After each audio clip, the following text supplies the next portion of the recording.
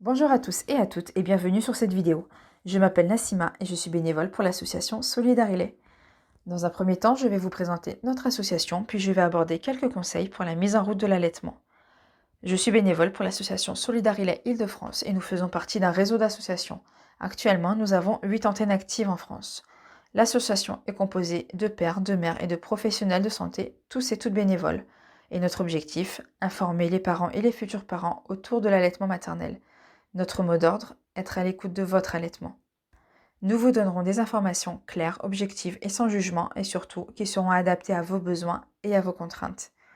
Donc, quel que soit votre projet, que vous n'ayez pas encore pris votre décision, que vous souhaitiez allaiter quelques jours, quelques mois ou plus longtemps, ou encore que votre projet soit un allaitement mixte, exclusif ou du tir-allaitement, nous répondrons à vos questions.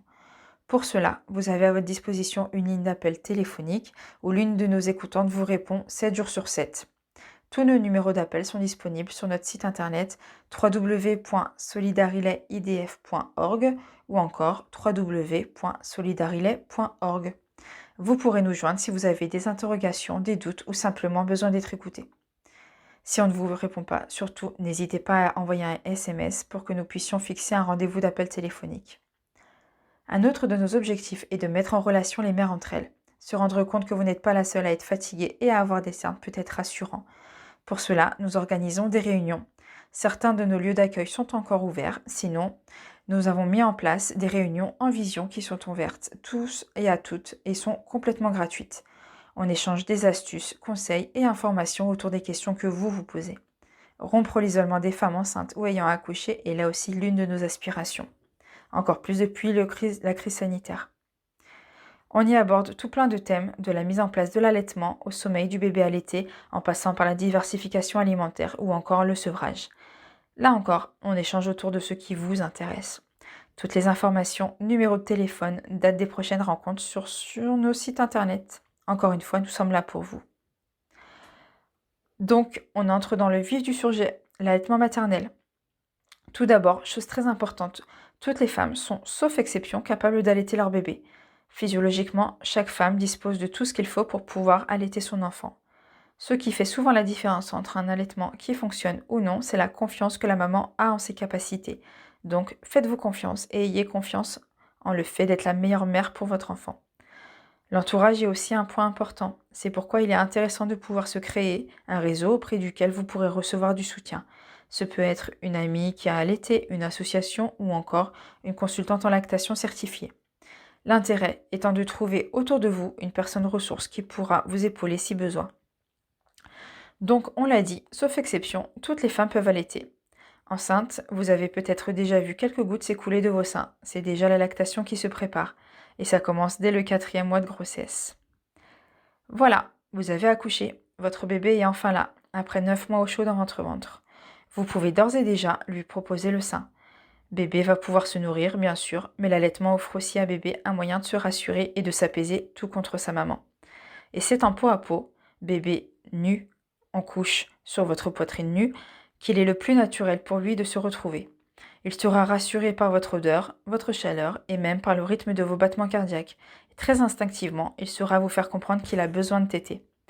Si vous n'êtes pas en état de faire du pot à pot, par exemple dans les suites immédiates d'une césarienne, votre conjoint pourra tout aussi bien en profiter. Le pot à pot va permettre à votre bébé un passage de la vie intra-utérine à la vie extra-utérine beaucoup plus en douceur. Votre bébé est programmé pour téter et vous pour allaiter, mais la mise en route peut parfois être compliquée. N'hésitez pas à demander de l'aide autour de vous lors de votre séjour à la maternité. La production de lait se fait en réponse à une demande. Plus bébé tète, plus votre corps va produire du lait. A l'inverse, moins il y a de tétés, moins il y aura de lait. Les 3-4 premiers jours après l'accouchement, votre corps produit du colostrum. C'est le premier lait. Il est d'une couleur jaune-orangé. C'est un véritable concentré d'anticorps pour aider bébé à se protéger des infections. L'Organisation mondiale de la santé le qualifie même de premier vaccin. C'est pour vous dire à quel point il a un rôle important. Ce colostrum est d'ailleurs très bien fait. Il est épais pour aider bébé à apprendre progressivement à téter, coordonner la succion, déglutition et la respiration. Au fur et à mesure, le colostrum se transforme en un lait plus clair, plus blanc et plus liquide. Après la montée de lait. La montée de lait, c'est le changement de l'état du colostrum à l'état de lait. Ça peut être un moment désagréable pour certaines mamans, mais le meilleur moyen pour que cela puisse se passer en douceur est de proposer le sein très souvent. Comme ça, pas de risque que le sein soit trop plein et crée des douleurs. Autre point important, le lait maternel se digère très vite, environ une demi-heure. Les tétées sont donc très fréquentes de jour comme de nuit, et il n'y a pas d'intervalle minimum entre des tétées. Pour tout ça, pour appeler votre corps à s'adapter aux besoins de votre bébé et à produire la quantité suffisante de lait pour lui.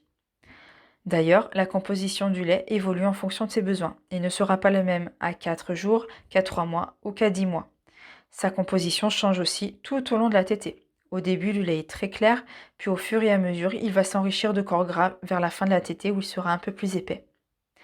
Il n'y a pas de durée déterminée, ni minimum, ni maximum, mais d'une manière générale, une tétée dure entre 10 et 20 minutes. Mais faites-lui confiance, votre bébé saura vous faire comprendre s'il a encore faim ou non. S'il n'est pas un pot à pot, il est préférable de proposer le sein à votre bébé au premier signe d'éveil. Bébé qui tire la langue, qui lèche ses mains, qui tourne la tête de droite à gauche, afin de vous laisser le temps de vous installer confortablement avec bébé.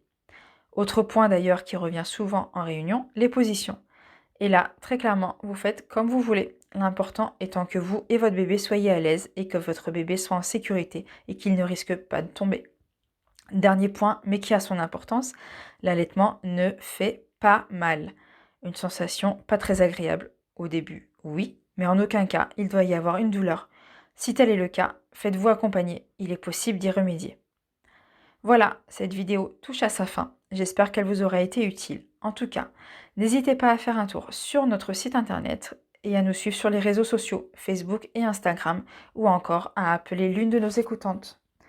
Dernier mot, notre association vit grâce à vos dons et adhésions, ce qui nous permet, entre autres, d'alléger le coût formation de nos bénévoles afin d'être encore plus nombreux à vos côtés. Merci à tous et à toutes de m'avoir écouté et à bientôt j'espère.